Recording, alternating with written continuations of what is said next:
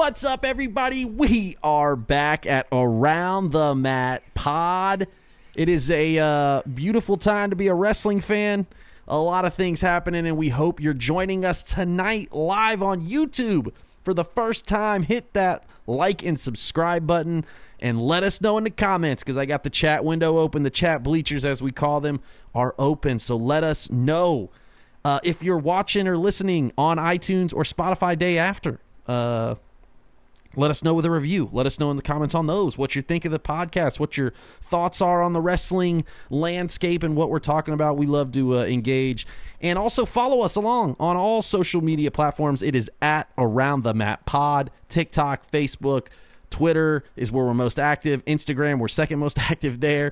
So make sure you follow us and let us know that you dig the show, or if you hate the show or whatever. We want to know. Engage with us. And welcome to our first show live on YouTube. Very exciting stuff. And to get into it, bringing the boy back, it is young T.Y. Tyler Miller, what's good, baby? PJ, glad to join you on the tube, man. And we are hitting the road to WrestleMania at about 150 miles an hour. Yeah, that train ran off the rails, dog. We were on the train to WrestleMania, and it went right off the rails. Yeah, I mean, Revolution coming up, that's going to be big. So, of course, it's an exciting time, man. We have so much to talk about today, and we're going to talk all about it. Before we get super into it, I want to talk a little. Me and you were just talking offline about figs, man, and figure collectors. And you mentioned you're obviously not a super huge collector, but I am a collector of things that I really like. So, like, I'll collect like here and there. I don't have like collections that are like from beginning to end for really anything. Just stuff that I like. And today, Mattel Creations was like, oh, by the way, here you can drop and buy these immediately. So I had to cop that new Dusty and Cody 2-pack of the Superstar versions, which I really like. They're kind of like Remco style. But I saw that Mattel posted them, and it said the Rhodes Warriors, and I popped at that. I thought that was so funny. Obviously, what's your wrestling collection? You've got some stuff behind you, but is there anything you collect? Obviously, you got some repro stuff. We talked about the Matt Botfin drop that came out this week. What are your collection things in the wrestling world? I would definitely say T-shirts for sure. I mean, my closet is completely filled with wrestling shirts. I'm trying to steer away from black T-shirts now because I got a dog and you just see dog hair everywhere. And I'm also trying to like venture out. I recently started picking up a lot of the I Was There pins at a lot of the big events. I'm starting to get a lot of miscellaneous stuff, like the little stuffed animal things, the little just like different replica stuff. Helmets. Okay. Yeah, a bunch of different stuff, more so for display than yeah. just in a closet, when I'm not wearing it. Hell yeah. Speaking of T-shirts, shout out to all the vintage sellers out there and the repro guys, man, because the repro guys are doing it way cooler. I would say take heed of some of the stuff you see, because, I mean, there's some great blanks out there to print from. If I could say one thing about wrestling tees, that's it. It's like, how can we get back to those old style shirts, because those have somehow held up? Where can we get the jersey blanks, because that's what we need in the biz. I'm obviously a t-shirt collector as well.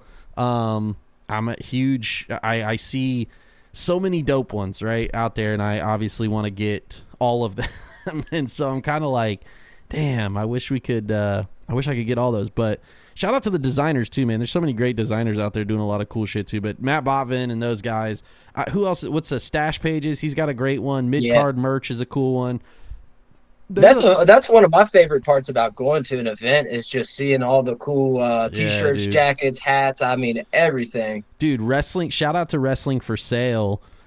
He does that thing every year at Mania, right? Which is a huge collection of stuff that he puts out there, and it's so sick. Everything he has is just hammers after hammers of stuff. And brings wrestling fans together, man. That's where I met you at last year. That's what I'm saying. Crazy to think about, like, Ted over at Wrestling for Sale doing the Lord's work. And it's also 30 days of wrestling tees this month. March is a big month to do that, which is cool. If you're following along at Around the Mat Pod on Instagram, as some people know, during my music career, like, that was part of my gimmick quote unquote, I would on stage wear a different pair of Jordans and a different wrestling tee for every show. And we are 6 days in, and I've posted 6 different shows from kind of when I started. That started in like later 2019 when I was really doing the wrestling tee specific thing. And yeah, man, I got so many shirts and stuff from those. So it's kind of cool to see also other people's, because hashtag 30 days of wrestling tees is cool just to see like everything that everybody else has been posting. But yeah, man, good stuff. Hey, shout out to Jeff Miller. Shout out to Jeff also, by the way, for winning the pool party last week. Just crushed him, hit him with like 47 points in Juice's. Shout out to the wrestling to the Juice box. Juice Springsteen's got a pool party gaming thing that he does for the bigger events so far. I guess he's done it for the past 2 so far with pool party gaming.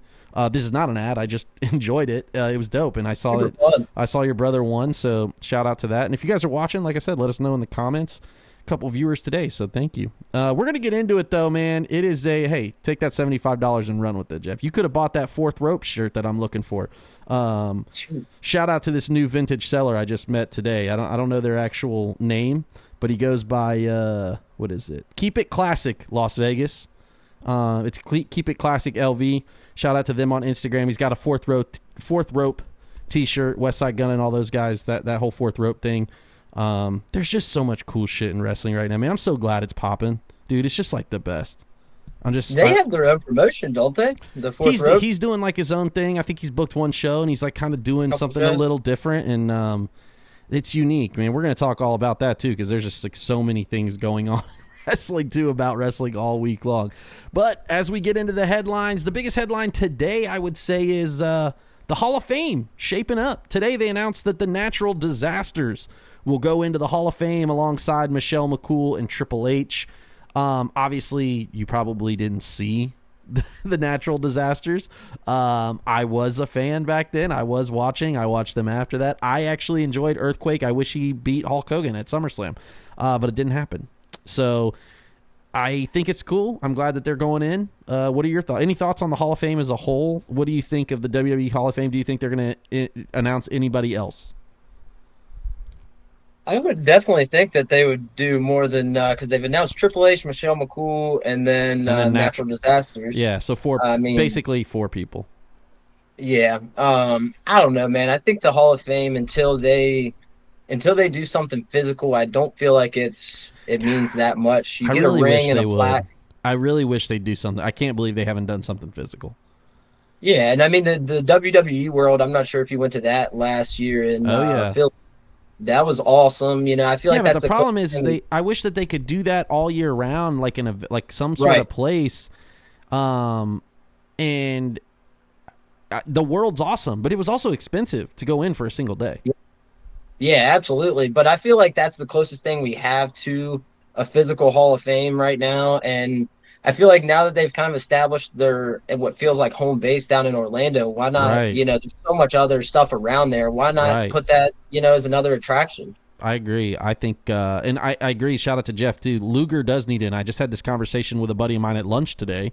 1, will Luger walk? 2, will Luger get in? I think he does get in. I don't see why he wouldn't be. As far as like his WWE run, it was the shits, but like everything else he did was really great up until the end of WCW, and then obviously the thing with Elizabeth, which he's owned up to, and as having a part, they were both abusers of drugs and alcohol and things. So I don't see why they wouldn't have him in. I don't know.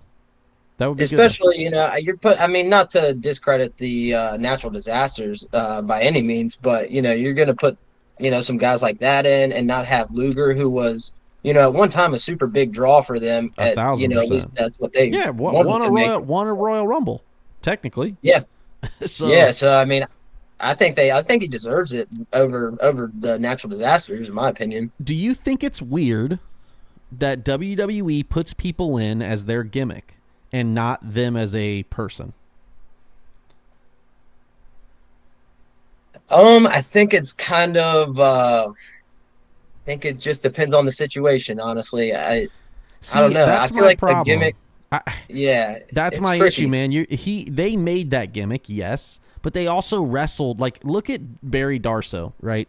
Barry Darsow, I think, is in with Demolition, right? Demolition went in last year? No, when did they go in? Was it last year? They've been in for either way. I feel like they've been in. Right? So Demolition's a perfect example. Barry Darsow played Crusher Khrushchev. He played the Repo Man. He played Smash. He played all of these things, and he's only in his Smash. Like, that seems, it's just, it's very similar to the Great Muta thing for me.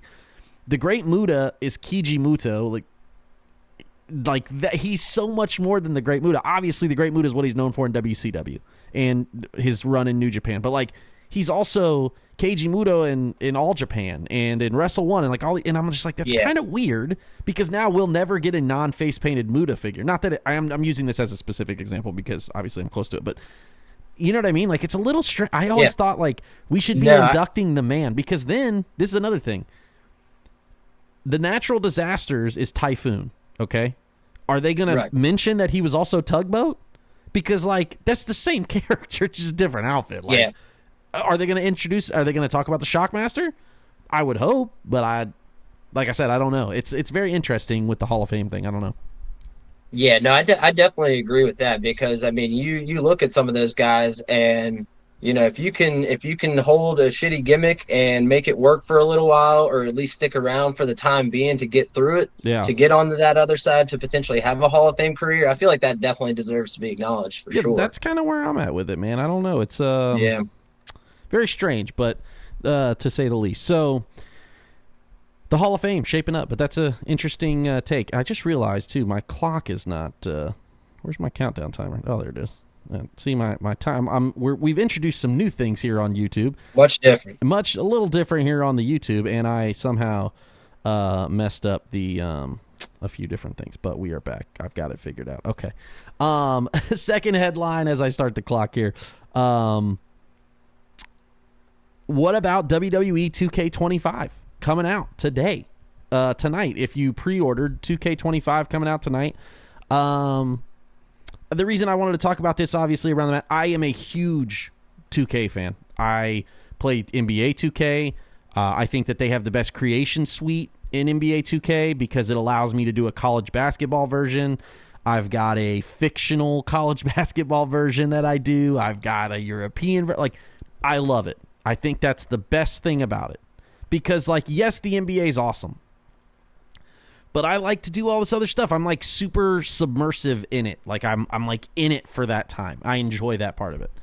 WWE 2K has been that way as well, man. The content creators, not wrestling video content creators, not these, no offense, dog, y'all are cornballs. I'm just saying.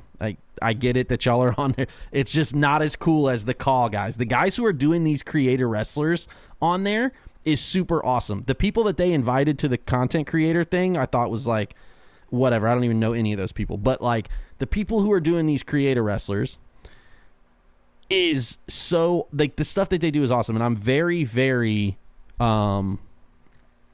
Did you say the sound cut out? Oh, that might be me. Sorry about that. The content creators, thank you, Jeff. Sorry about that. The creator wrestlers, I think, are very, like, I don't know, man. I'm just like, 2K25 was going to be awesome, and then I saw a lot of the stuff that they ruined. And so that's why I wanted to ask you. I'll give my opinion about 2K25, but have you seen any of it? Are you going to pre-order it or anything? I haven't pre-ordered it yet. I'm definitely going to be, definitely on it hard when it comes out for sure. Definitely something. The creator wrestler thing over the past few years, I mean, it's amazing, and I don't know how much time that these people are spending on it. I know, dude, wild. But I mean, it is, and I don't know, like, because I've never done it. I've never looked into, how to do it. Sure. But these guys are doing some crazy shit.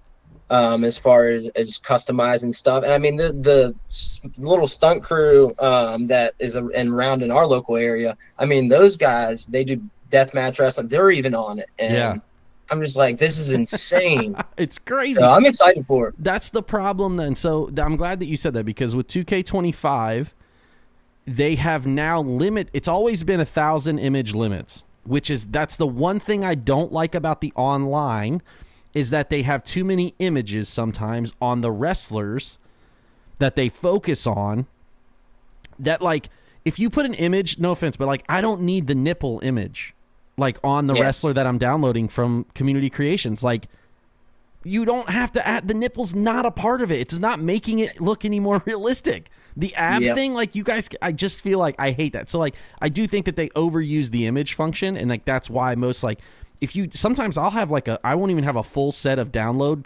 slots and I'll be out of images because like there's too many on some of the stuff I download. So all that to say, on 2K25, what I've now found out is that all this stuff that's on the island is not on the game. It's only on the island thing. And so part of NBA 2K is the city. I don't play the city. I don't care about it. Gimmick nips, that's funny. I don't care about the city. I just don't get it. And so I don't know if I'm going to buy 2K25, man. I do like that the GM is online. You can do my GM online with your friends. That's pretty cool. But if I'm going to do all this work to get these Jordans on my island and then not be able to use them on the other stuff, that's lame as shit, dude. And that's such microtransaction bullshit from 2K, man. Ronnie 2K, I hope you hear this. I'm a huge Ronnie 2K fan, but this shit is bullshit, okay? I feel like that's what 2K's turned into over the past. I haven't bought an NBA 2K in probably at least 4 or 5 years, and I feel like that, just hearing from friends that's all it is now is, who's going to be willing to spend the most money and to maximize your, you're playing, playing the whole game. And you just have to spend tons of money, and it's like you already spend, if you want to play it early, it's like $150 Dude, on the it's game. $130 for the Bloodline edition right now for WWE it's like 2K. How much how much money you want, And so like I'm the same way with MLB The Show. I don't care about Diamond Dynasty. I know that's a lot of people's thing. That's not my thing. I do follow this guy who does like no money spend, and then plays the Diamond Dynasty, which is cool. My point being is that the microtransaction thing, I understand it from a business standpoint. What I don't understand is from a business standpoint, are there not enough? Here's how I know that Community Creations is the pillar of WWE 2K. Because there's like 73,000 fucking pages, dog, to go through. Okay? You can't sit here and tell me that y'all don't have enough users doing this. Like, I know that this is a pillar of the game. And so I'm very upset about that. So I don't know if I'm going to buy it, man. I may wait till it goes on sale or something. I didn't buy 20. 20 was another one that I didn't buy because I heard all the glitch. Everybody was like, yo, the game's trash. Like, all that stuff. Like, nobody's buying. So I'm like, I may stay away from this one and just kick it on 2K24, man, which if y'all know, like I said, I'm like super immersed in, I said submersive earlier. I meant immersed. I am immersed in my universe mode, man. Right now I've got like a 1993 WCW going. It's pretty lit, awesome. Honestly, man. I got the Hollywood Blondes and Vader, Sting, Too Cold Scorpio, who's one of my favorite wrestlers growing up. So like, it's pretty lit. I'm pretty excited about it. Yeah, and you definitely got to put a lot of time into that. Yeah, and it's like if you dig it. I've tried it. Yeah, I get it. The other thing is on 2K25 too is also the stuff that they've added in universe mode. They've added the cutscenes back in, like promos and stuff, but there's no subtitles or anything, which is cool because that allows us creators to like do a voiceover or do subtitles of what you actually want it to say rather than what was on the game, which is, I think, cool. The only problem is I don't know if that's going to make me want to buy the game if all the stuff's already glitching. I heard that the Sherry Martel thing, Scary Sherry, is already glitched. That's a game. That's a person y'all put in the game, not us. That's not even a content creator one. So frustrating. So I don't know, man.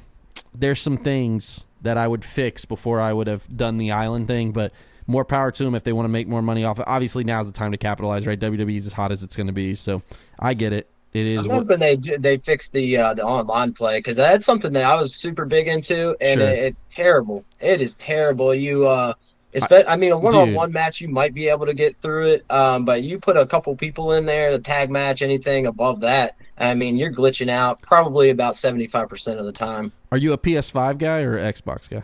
Xbox. Okay, well, that's probably why too. Just kidding.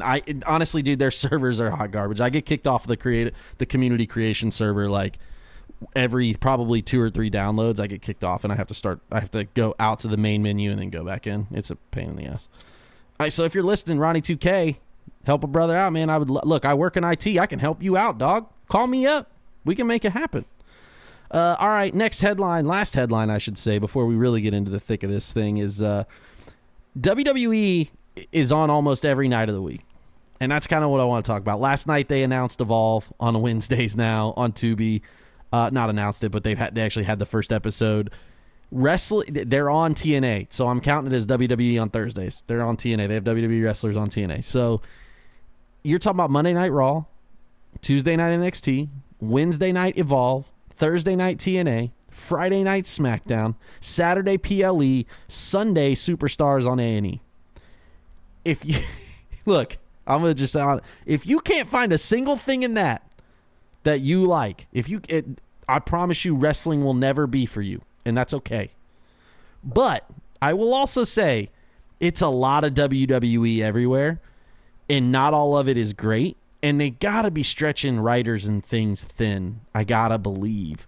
So at some point, some of that stuff suffers. It's very similar to WCW, right? Like when they opened Thunder, it's like, y'all already couldn't write for a 3-hour show. Now you added 2 more hours.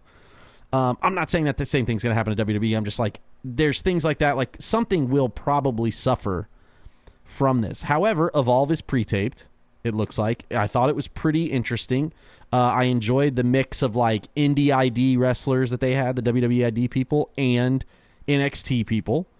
I obviously watched it after I watched Dynamite, which we'll talk all about AEW shortly, but it's a lot of WWE, man. What's your take on all things out there in the wrestling space like that? I mean, honestly, as a fan, you couldn't ask for more. I mean, like it's on every single night of the week. I personally actually just canceled cable and have been exploring other options as far as watching different stuff. And I actually found my Samsung TV actually has a WWE channel on it with just cycles through. I mean, it's straight WWE, and I'm like, dude, this is awesome. So wait, is this on what channels? It's on literally just on Samsung? It's just WWE? Yeah. It's called like it's like Samsung Free TV, and I mean there's a ton of different channels. There's just a WWE channel on it. There is a TNA channel on the Roku. So if you have a Roku, there's a TNA channel. And so like I'm sure it's very similar to that. I didn't know Samsung had this. This is incredible. Yeah, dude, it's a lot of it is mostly the A&E stuff. Okay. That comes on A&E, but Sure. I'm like, dude, I haven't watched a lot of that. And you know, it's a lot of interesting stuff and a lot of footage that I haven't seen. Sure. Because they are wanting to put out new shows and put out new stuff about new rivalries and superstars that we haven't seen. Sure. But dude, I love it, man. You can't get away from wrestling. And really as a fan, you know, like that's all. And in most of it, you know, like you said, there is some bad, but I feel like most of it right now is pretty damn good. Yeah, I agree. There's so much good out there. Like that's what I'm saying. If you can't find something that you like, it's just never gonna be for you. So shout out to that. And that's kind of just like what I said. Why I'm bringing it up is like wrestling is for everyone, and there's something for everyone. That's why I don't quite understand the disdain going on online between like. You know, I saw JD. This is a perfect example. JD from Jerk Off City is on Twitter yesterday. Has there ever been less of a reason to watch AEW Dynamite? And it's like, bro, you go sit there and watch it. So shut up. I can understand if you're talking about something you don't like, watching something that you do like. That's fine. It's not every segment has to be for you. But to just constantly shit on something and then still watch it is baffling to me. Okay, I skip through Wyatt 6 segments because I think it's Wyatt sucks. Okay, I do not enjoy it. So when they're on my TV, I do fast forward through it. I don't sit there and hate watch it. It's not for me. And I just don't understand that like logic. There's so many people online, just like the discourse online for some of this stuff is crazy to me. How it happens, and I don't know, man. That's really why my whole point is like wrestling is for everybody. There's something out there for everybody. If you're one of those people who watches everything, man, you got to stay off the internet, dog. Go outside, you know, touch grass or something, as they say. I don't know. Very interesting, to say the very least. Those are the headlines. A lot of things happening. Obviously, we're going to get into a lot of it. So let's talk about it, man. the Chamber fallout, Elimination Chamber. What? True. The hits didn't stop coming either, man. It was Saturday Hammer and then Monday Hammer. And you're just like, oh, shit. I would say the pay-per-view is 10 out of 10. Even with the Tiffy, Trish, Nia match, I still think it was 10 out of 10 pay-per-view. And I think that was just like, it was nostalgic, obviously, always nostalgic to see Trish. She's incredible. She looks incredible. She still can wrestle. Tiffy is amazing. So is Nia in God, I can't even remember her name now. I'm losing my mind. You know who I'm talking about. What's her name? Johnny Gargano's wife. Candice LeRae. Thank you. God, Mrs. I was losing it there for a second Holy myself. Man, sorry, Candice. I apologize. My point being is that I thought it was 10 out of 10 pay-per-view. And then they hit us with maybe the second. Look, I'm going to go down. It's the second greatest swerve of all time. Hogan's will always be number one if you were alive during that era. If you were not alive during that era, or you didn't watch, this is the number one swerve of all time. It doesn't matter. Even if you watch historically, if you weren't alive during it and actively watching wrestling then, the NWO did not have the same impact. And I will say that part of it. If you are a fan, this is, like, if you are just a fan now or in the last 20 years, 25 years, whatever, then this is the greatest swerve of all time with John Cena. Even if, like, I saw a lot of people talk about, I know Juice Springsteen mentioned it. He was like I follow him on Twitter and he's super awesome on Twitter. He was like, if they do this, then it really is industry changing. And then sure enough, I was like, holy shit, what a time. Let's just talk about Chamber first, man. What were your thoughts on Chamber overall? Just starting there. I'd have to agree with you, man. That's a 10 to 10 pay-per-view. The Tiffany and Trish thing, it was okay. It wasn't great. I feel like, sometimes pay-per-views just have or PLEs just have those types of matches. Sure. It was definitely nice and I also feel like it was the only thing that I felt was kind of 100% sure. Nobody really knew who was going to win the Kevin Owens, Sami Zayn, or the women's or men's chamber. So I feel like you kind of got to have one that's kind of predictable. The Sami Zayn Kevin Owens match, I felt like that was not a WWE match. I did not feel like they were wrestling in WWE. It felt more of an AEW style, Ring of Honor, indie type feel for me. Yeah. Which was awesome. So and I feel like I really wasn't, excited. Like I mentioned last week, I wasn't excited for another Sami Zayn Kevin Owens match, but they delivered in a big way. I asked this in the chat too, and we'll talk specifically about that match. Do you think that neither one of them bleeding took away from it being a unsanctioned match? I do a little bit. I mean, like I mentioned last week, I didn't have to be buckets of blood or anything like that, Sure. Like we've seen in previous unsanctioned match, whether it's WWE or AEW. But at the same time, I feel like to live up to that type of a match, to really get that feel, with the build they had up to it, I feel like you got to have a little something. I mean, even whether it's the hard way or you got to blade a little bit, something. I feel like it should be there. Yeah. I do think that was the only qualm about it, is that I'm surprised that I'm not that they did save the blood. A lot of people said that too, Jeff, that they saved the blood spot for Cody. And that's fair. And it's funny. Fred said the exact same thing. He's like, I got the blood out of the Cody segment, so I didn't need it there. I don't think that they in my opinion, I didn't see how they correlated. It's like whatever, but we watch so much AEW, right? I watch so much AEW or GCW and clips online. It's like, I don't know, I may be immune to the blood thing. I don't really ever need it. I just felt like that match might have needed it. The other point is, I can't believe Sammy ate that L again. I feel like it's hard either way, though, because I feel like both of them have been taking huge L's, and I feel like neither one of them could really afford it, but I feel like they both also I wish they would have knocked each other. Well. I wish they would have knocked each other out, and that would have been it. And they would have done a 10-count draw. Yeah, that would have been good. I just wish that, because I just don't think... I don't know, man. It's just like Sammy's always going to eat that L. Like, that just sucks, man, because he's so good. But the match was great. To kind of touch on what you were saying that Fred was mentioning about the blood spot, I personally feel like it was more warranted for the Sami Zayn and Kevin Owens match more because bad blood was already there. It's been there for years. Right. And I mean, you just had one of the biggest moments in WWE history. I mean, I don't think the blood was absolutely needed for that segment. Sure. Yeah, that makes sense. That's fair. I think The Rock and Cody had the blood spot earlier where he beat him up outside of the bus, and I think that's kind of what they were calling back to maybe. Yeah. But yeah, and we'll talk obviously more about that. We'll get into it. What about the Bianca? What did you think about the women's elimination chamber? I liked how Jade came out at the beginning. That was a pretty cool swerve, especially thinking she's going straight for Liv and then attacks Naomi. I texted it as she's walking down there. As they started playing her music, I was like, she's about to attack Naomi. That was kind of a swerve that I saw coming because they've been so adamant about saying, it wasn't me. It wasn't me. It's like very Rikishi situation thing, right?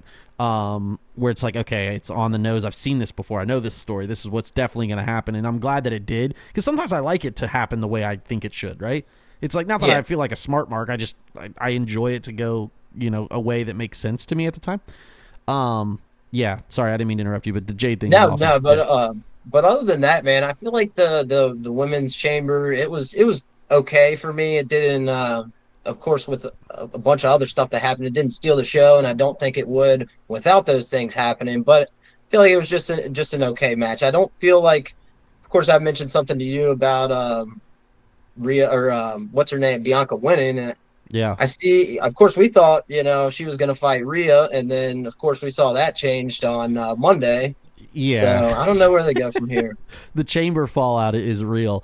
One note about the women's,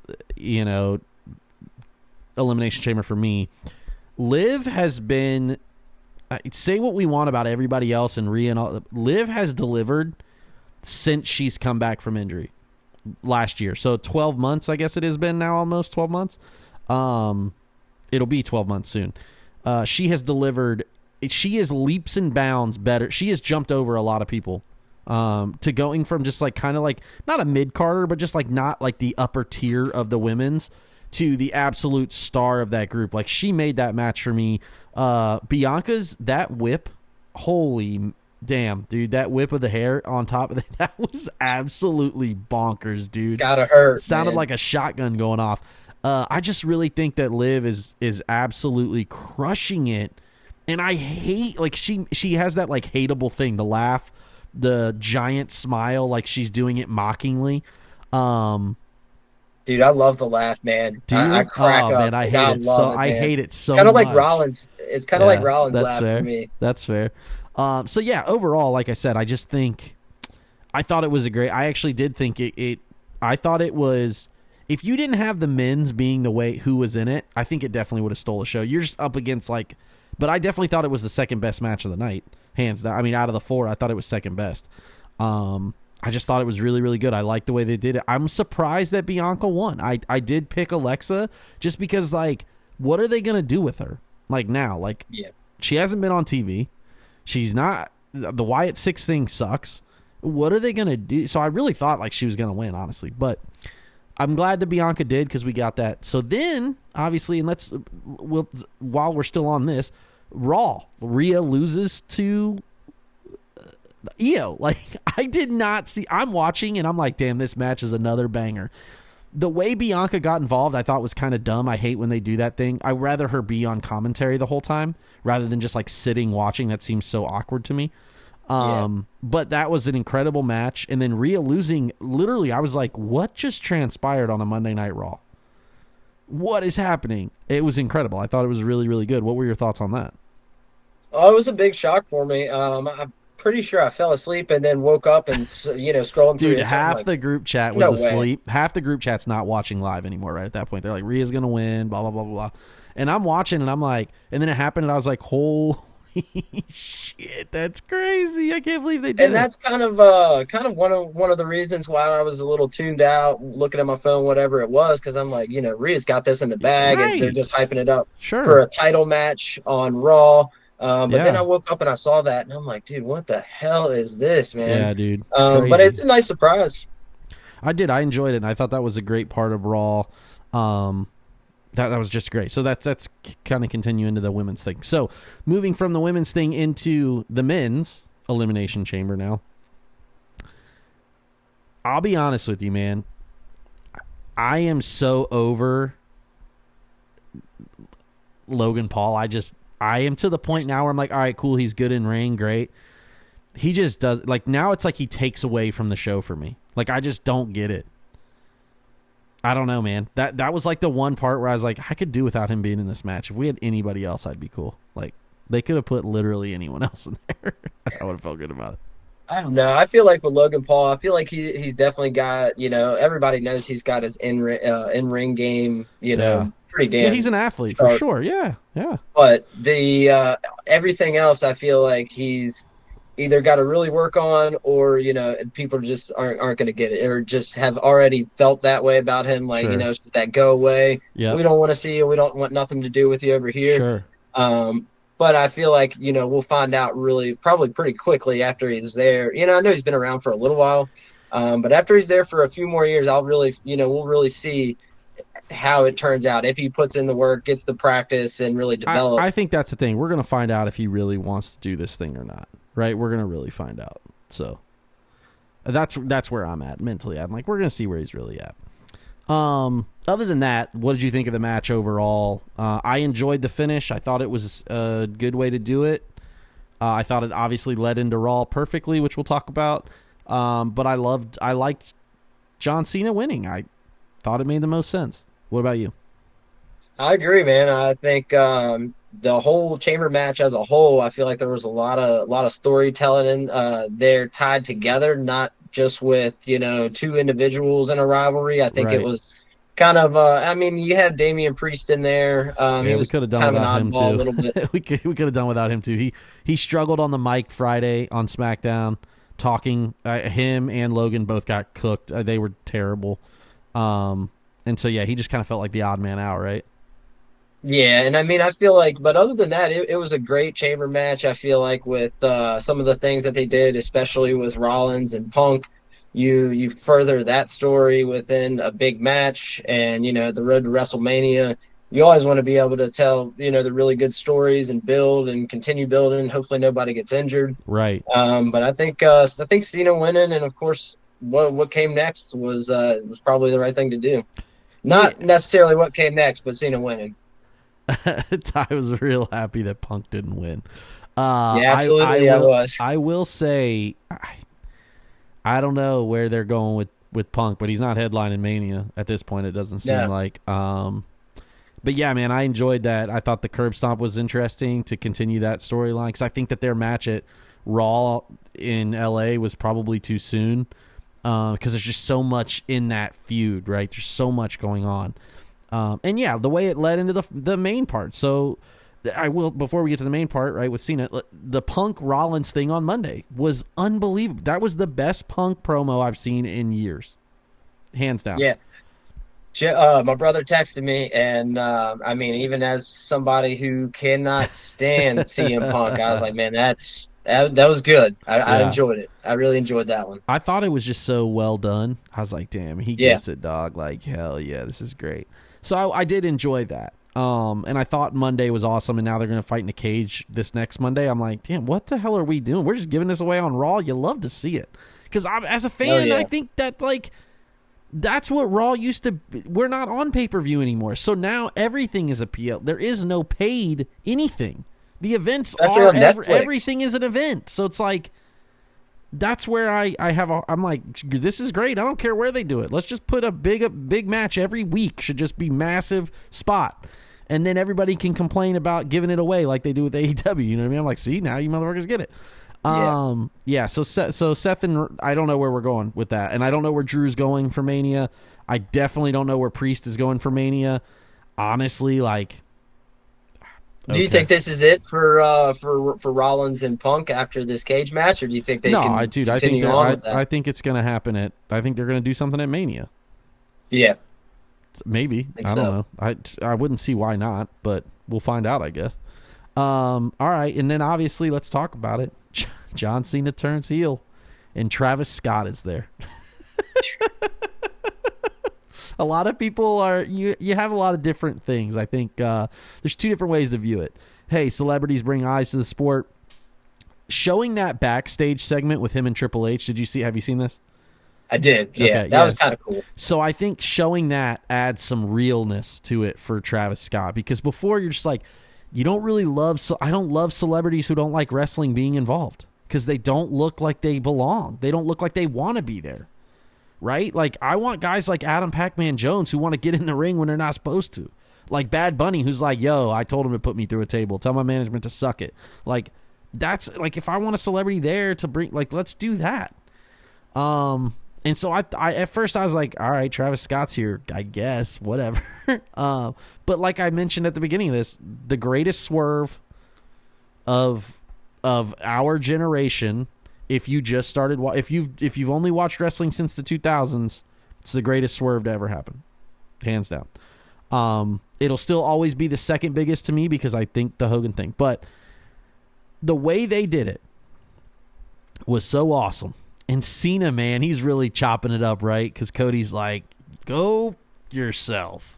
I'm like, hell yeah. And Cena's chopping it up. And then next thing you know, he takes him out. I was like, damn, they got me. Obviously, I saw it as an option. It wasn't like completely blindsided because we've been talking about Cena going heel forever. But it's always been like kind of like, so I wish Cena would go heel. And now it's like, oh shit, Cena's a bad guy. That was awesome. Cena's heel. That was incredible. Overall, there was the saying too. There was a lot of shit out there that like supposedly Travis Scott busted his eardrum and all this stuff. And Cody refuted that to Conrad. I don't know if you guys heard that, but Conrad was like, no, it's not real. That didn't happen. He did get a black eye, but he doesn't know how. It wasn't from Travis Scott. So I found that interesting. Overall, 10 out of 10 pay-per-view, 10 out of 10 ending. I don't dig The Rock. That's not my guy, but he did a great job. He did his thing. He didn't even ramble as much on Saturday night, which was great. So here we go. We're on the road to WrestleMania. What about you, man? What say you? So, man, I think the way that they did it, like you said, was awesome. I feel like personally, I think turning John Cena heel for his final run, I feel like, now don't get me wrong, it was huge. Now it would have been huge then, but I feel like they probably should have just capitalized with Good Guy John, sold as much merch as you can, and just let him ride off into the sunset. Yeah. And I also saw something else online today that is potential, really good take is, did he really go heel or did he just turn himself more babyface? Because some people are going to be more attached to this new heel John Cena, edgier John Cena.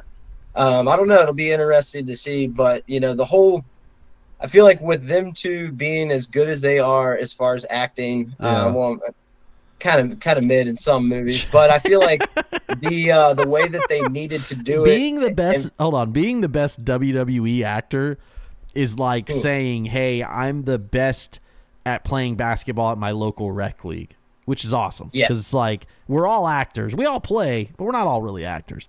But they are two great John Cena is actually hilarious. I haven't seen all his movies, but he's pretty funny in a lot of them. I thought Ricky Stenicki was really, really funny. It was super weird and that was a pretty funny one.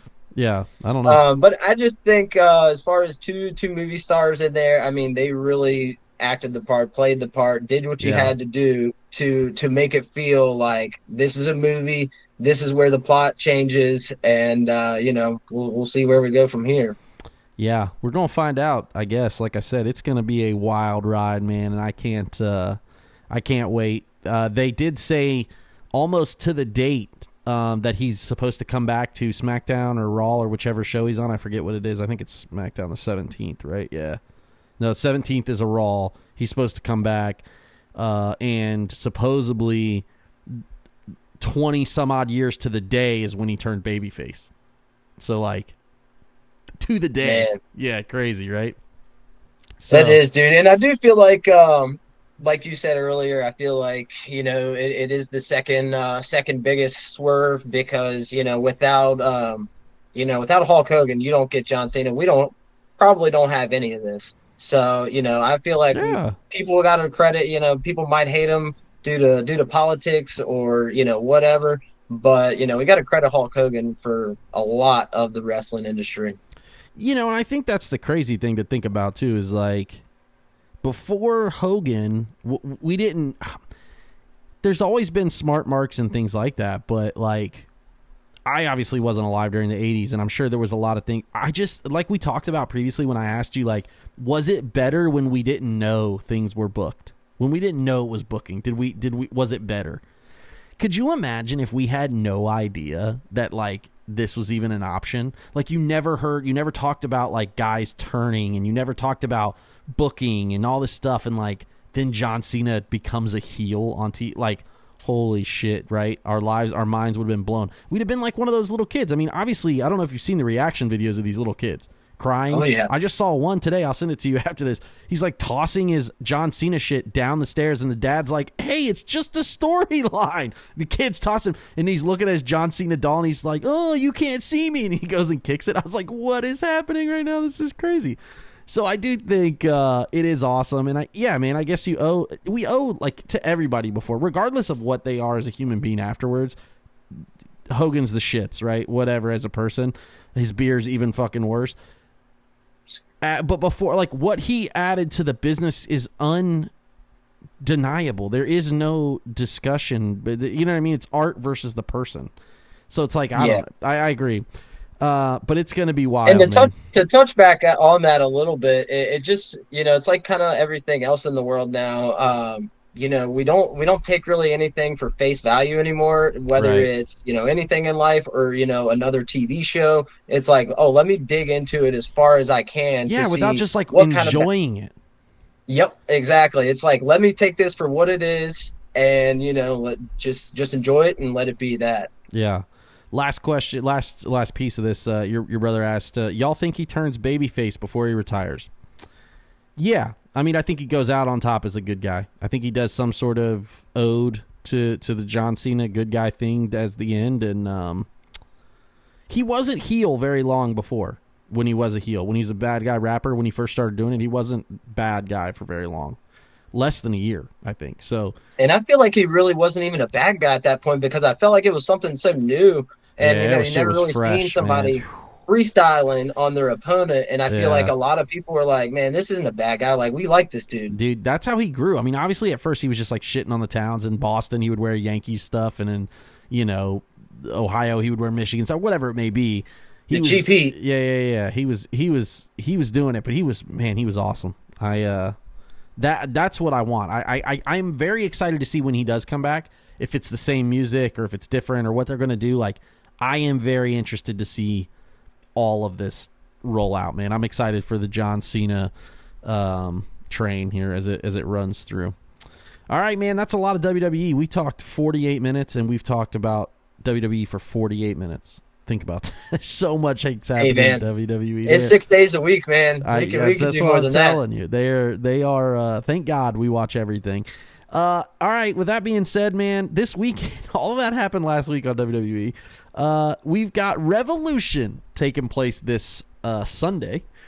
News out of AEW is they're partnering with Prime, so you can order the pay-per-view on Prime, so I like that.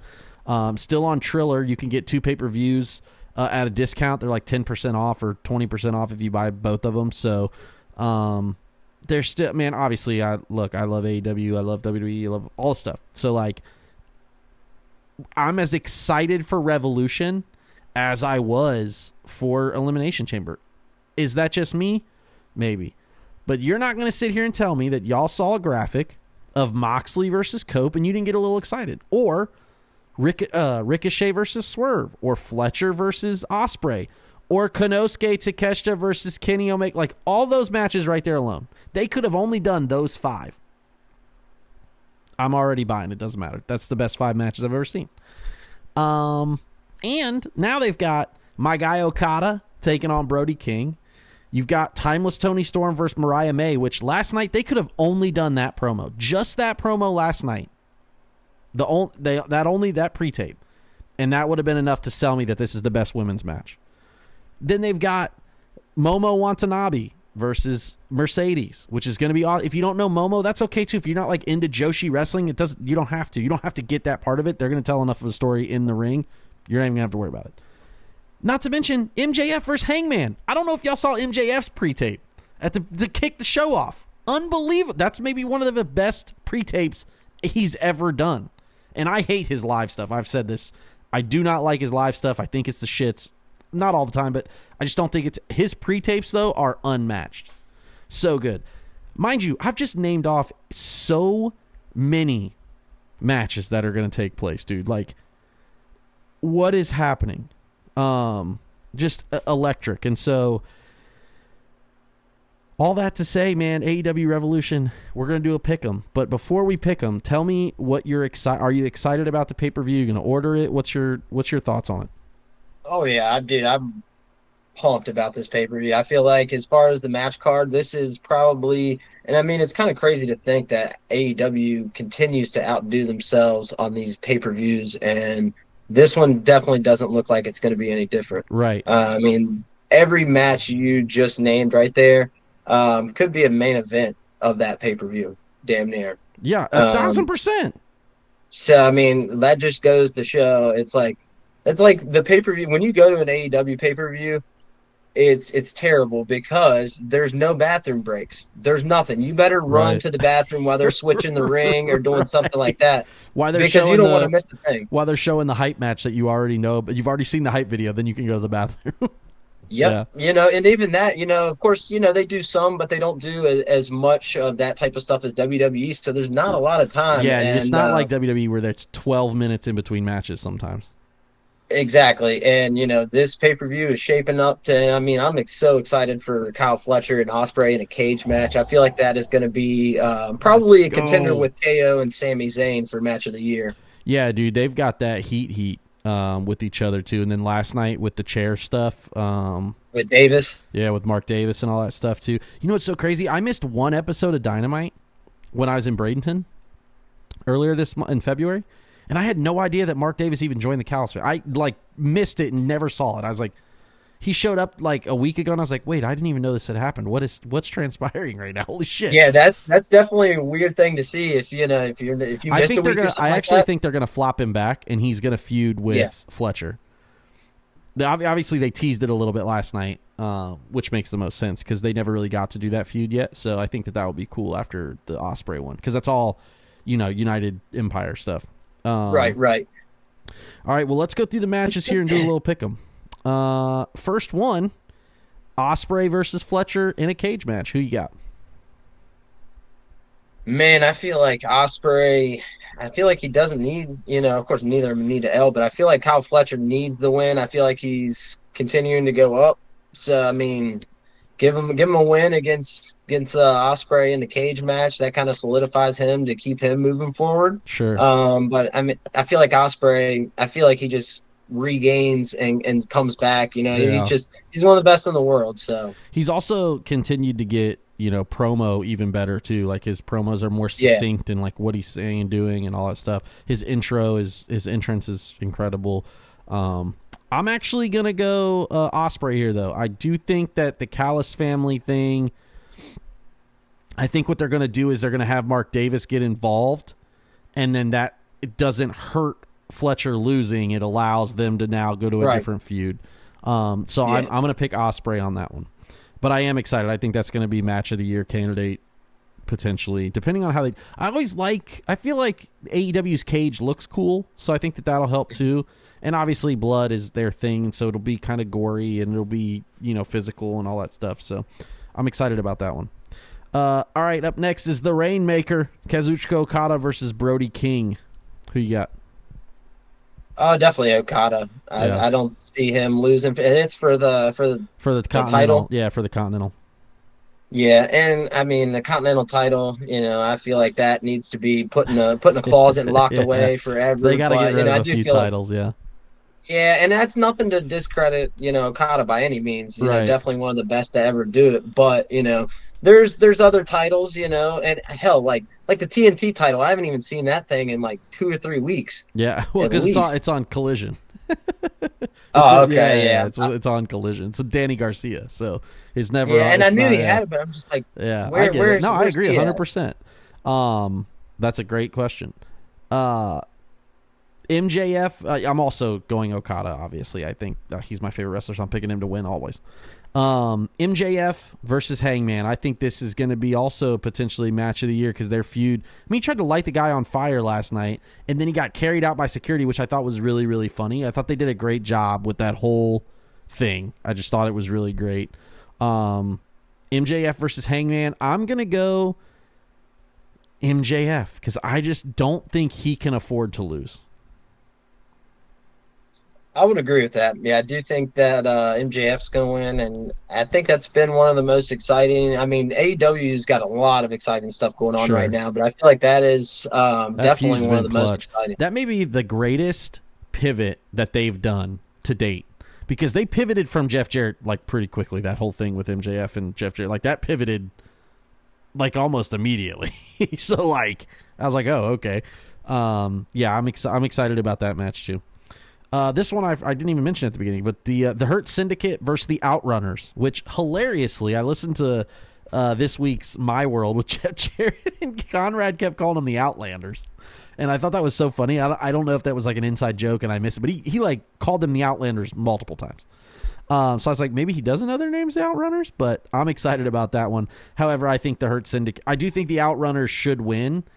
But I don't think they're going to take the titles off the. I don't think they're going to take the titles off the Hurt Syndicate right now.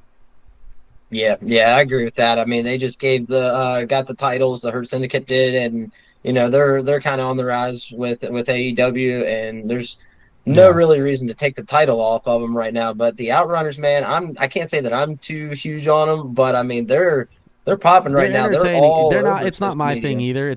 I get it. It's kind of kitschy. But I get it. It's not really my thing either, but they're kind of everywhere. So good for them. Good for them making it happen. The oldest young men on the planet. Okay. Up next, Mercedes. Let me ask you something. Do you call her Monet or Monet?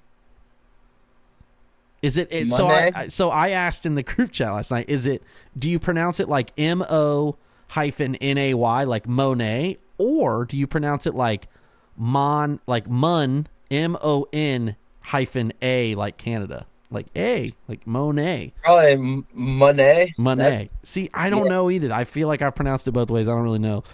She's fighting Momo Watanabe for the TBS title. I think that for me, Mercedes is like doing a lot to involve a lot of people. She involved Billy Starks the other night. Like she's doing a lot to like get a lot of, and I think she just continues to put on great matches. I'm excited versus her for Momo, but there's not like this didn't have to be on the pay-per-view to a certain extent for me, but I get why it is, and I'm going to go Mercedes.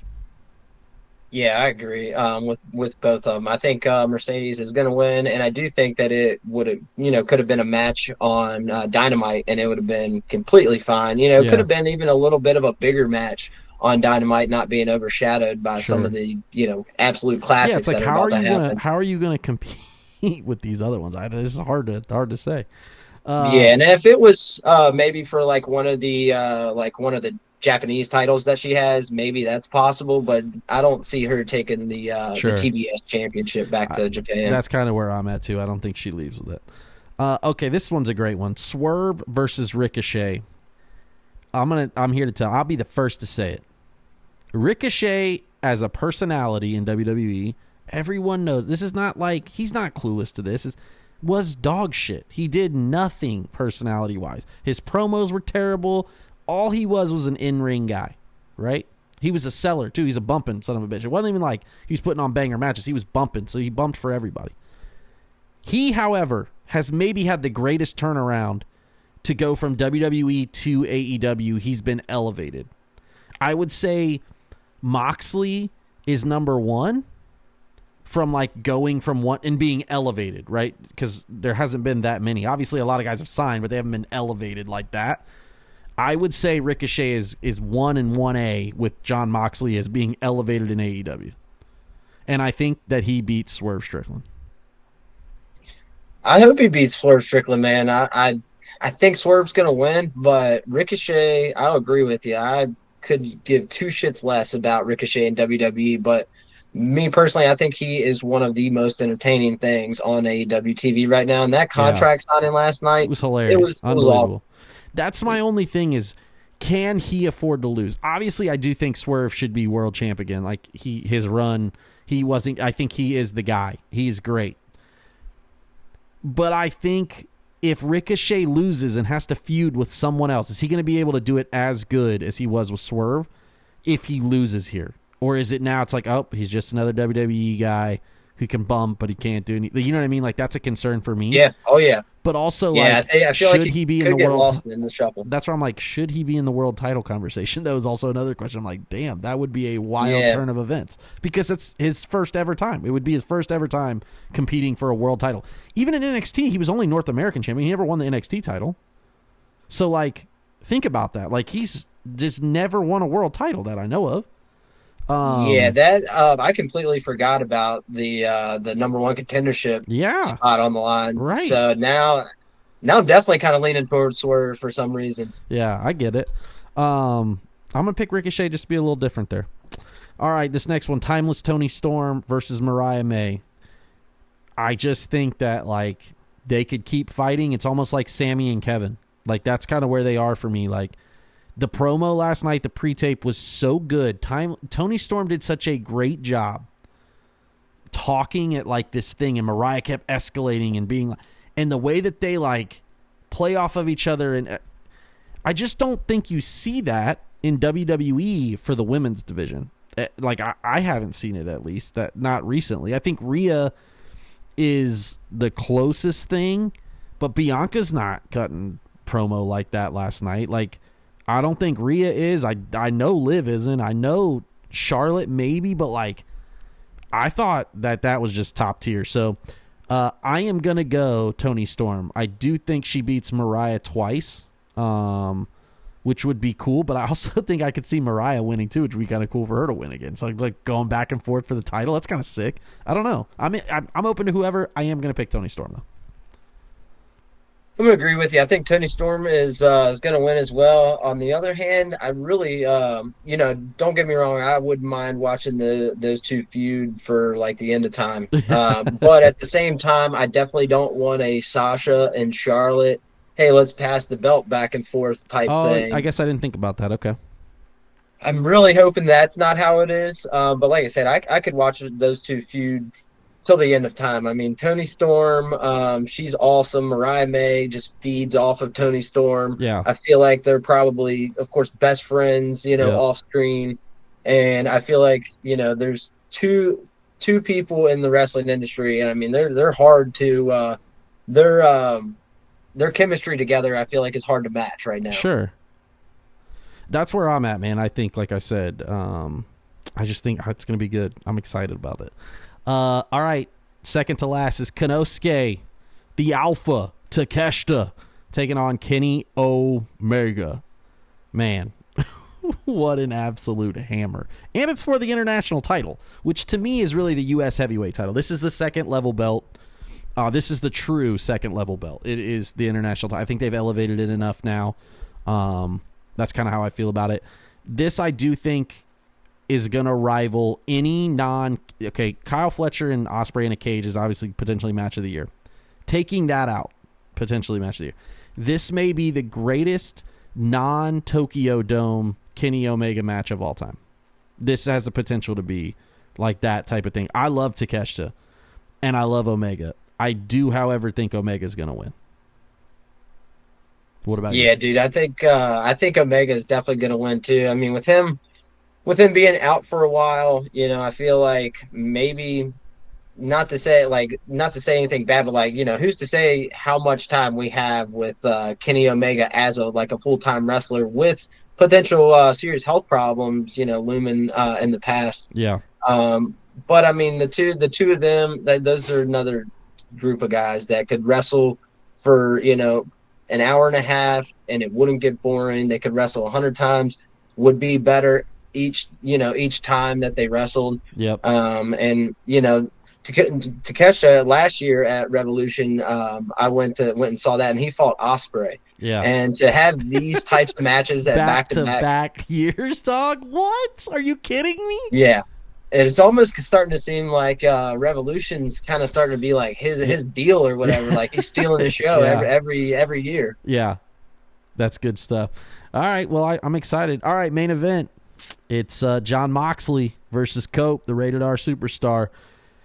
This is it for the Death Riders. I do think that this is where they end the Death Riders thing. I don't think it went as the way that they thought it would go. I thought it was good. I think the internet, unfortunately, is a bunch of losers, and that's just kind of how it goes. It is what it is, right? I thought they did a good job. I think the way that they've got to Cope and Cope beating all of the Death Riders, and now it's just Moxley left, I do think it's going to be good. I do think there's going to be a big swerve in the main. Obviously, the thing is, Cope wins, and then Christian cashes in his title thing, and then we've got this whole deal, and then maybe Swerve beats Christian, and now you've got the title change 4 hands in the time of whatever. I don't know that that's the best way to go. I don't know, but the title changes only bother me if they do it week to week or if Vince Russo wins it. The title change doesn't really kill me.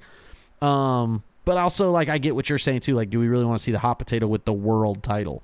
But that's the thing, is they have so many guys at the top that they could be at the top. That's the cool thing that I don't think a lot of people talk about AEW is their guys, just the matches that we mentioned, the 5 singles match we mentioned, every single person in all of those matches could be world champion right now. Absolutely. Could you say that in WWE? I don't think you can. I think you could say Cena, Cody, you know what I'm saying? I don't think that the list is, I'm just saying from a who could be world champion, the way that they're positioned. I'm not saying WWE doesn't have obviously stars. We're not talking about that. I'm just saying from a positioning standpoint, WWE doesn't position mid-card guys at the top, or guys who can't. So I'm just saying, I don't know if I want to see that. However, Copeland versus Moxley, I do think Cope wins. I think it's the end of the Death Riders, and I think Mox goes away until All In or All Out. I think I'd like to see Cope win. I think they'll actually pull the trigger on it this time. And especially with how Dynamite went last night, with him not saying a whole lot about Wheeler Yuta, but going through the last final member of the Death Riders. Yep. I think that does kind of show that that's the end of them, and I don't think that it went. I don't think that it went too long, but at the same time, I don't think that they also cut it too short. Yeah, I think it's been a right progression for the story. I think they did a good job with the story, and it got to where it needed to go. That's what I think. Yeah, and as AEW as a whole, I was thinking last night that it within the past month or two, it's felt like it's really starting to get back to that alternative feel. Yeah. Versus trying to copy what WWE's doing. Yeah. So all the way around, and the way that Cope's had to eliminate all the Death Riders. I mean, that's a great I thought that was a good way to do that. Agreed. Yeah.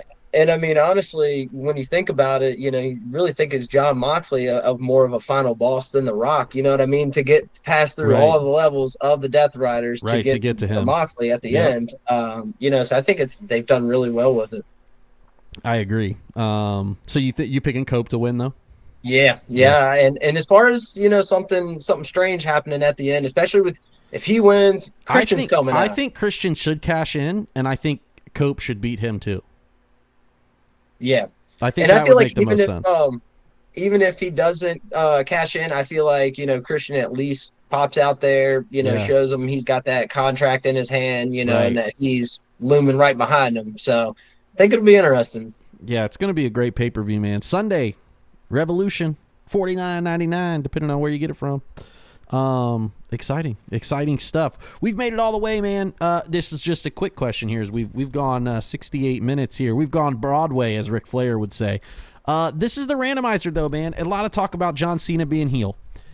If you could be at either event, whether it be last week's Elimination Chamber or Bash at the Beach 96 to see Hogan's turn, which event would you rather be at live? As you're a fan now, so you're the same age back then as you are now. It's the same thing, same fandom. Which would you rather be at? I would definitely rather be at Bash at the Beach, and I feel like that's an easy question for me, an easy answer. And the reason being is I feel like that moment right there shaped wrestling into what it is today. Now, don't get me wrong, we're going to see that clip of John Cena and Cody and The Rock in the ring for years to come. I mean, probably for the rest of time. Sure. But I just feel like that played so much more of a pivotal role in how, what we know as wrestling today. Yeah. And I feel like what John Cena and The Rock and all them did, I feel like that's not another just another blip on the map, but I feel like it's not going to be as important as what Bash at the Beach was. Okay.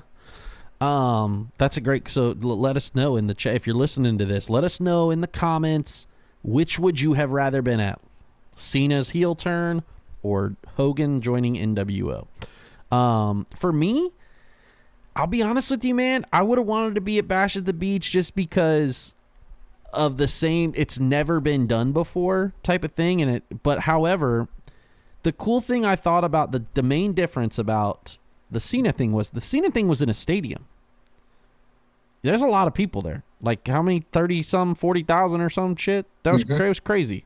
I also didn't even know it was in a stadium until Friday night. I'll be honest with you. I thought it was just at American Air or at Canada Airlines or Arena. I had no idea that it was even in my mind. I was like, what stadium was it? Was it Blue Jays? Yeah, it's the baseball stadium. Yeah, where the baseball team plays. So this whole time, until I saw Kevin Owens in there, I was like, oh shit, this is about to be like crazy packed. So it was like 38,000 or something like that.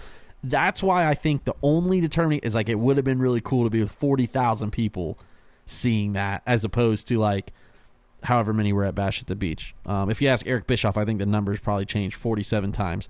That guy's the least self-aware person in the country. But yeah, man, That's one of the worst takes ever. Worst takes ever. I'll just say that. Eric Bischoff. What he said? Or me thinking he's just not anything. Just anything. Yeah, his takes are pretty bad now. Yeah. He's almost a little too polarizing where it's like he's not self-aware of anything. Like I get that obviously NWO was a huge thing and he fought Vince and he did all this stuff, but like he's zero self-awareness that he also didn't save it. He didn't save it. He didn't. I'm not saying he could have, but like he didn't save it. So it's like, you know what I mean? It's a little weird. I don't listen to the podcast anymore. I've listened to it a handful of times, but I haven't listened to it in a long time. But yeah, I just see that stuff and I'm like, whatever. So yeah, that's the only thing. It's like being in a stadium for that to happen was pretty crazy. All right, last question. This is actually my last question. I'm sorry, I do have to ask this. Will Kendrick Lamar show up to Revolution? I don't know. Is there talks of that? Yeah, today it was, I don't know, some bullshit on Fightful or something, I'm sure. Some cuck freaking dirt sheet writer who had nothing else, put it behind a paywall or some bullshit, which shout out to Jamie Hayter. Jamie Hayter slammed down Sean Ross Sapp, and I have never been more happy in my life. I'm not saying Sean's not a nice. I don't know Sean. I just don't think the dirt sheet paywall bullshit is a good thing. He basically was like, update on Jamie Hayter on Fightful, report available now. And she's like, let me save y'all some money. All it was is I got my visa updated, or I'm trying to get my visa updated and stuff like that. It was she just like put it out there what it was, and I was like, hell yeah, dog. Hell yeah. So yeah, I don't know, but yeah, Kendrick Lamar, man. Supposedly, I saw it somewhere. I don't know if it's really gonna happen, but that's actually hilarious just to have that thought because Drake was at. I mean, Tony Khan throws around that wallet more than anybody, so you never know. You can't take it with you. Okay, they will not bury. They will not bury you with the money. I promise. All right. Well, shout out to everybody live on YouTube, man. Thank you for joining. Thanks for chatting with us, Jeff. Thanks for chatting with us, users. If you guys are listening again, don't forget to hit that like and subscribe button. We appreciate you. If you're listening on iTunes or Spotify, don't forget to leave us a review and comment. Man, Tyler, we're going to talk about it next. We're actually not going to talk about it next week. I'm off next week. I am out of town in Belrose racing, so I will not be here. But we will be back in 2 weeks to go around the mat. So everybody join us. Thank you so much for our first night on YouTube. Tyler, thanks for joining me, brother. Yes, sir, man. Thanks for having me. Glad to be here, man. Until next time when we go around the mat.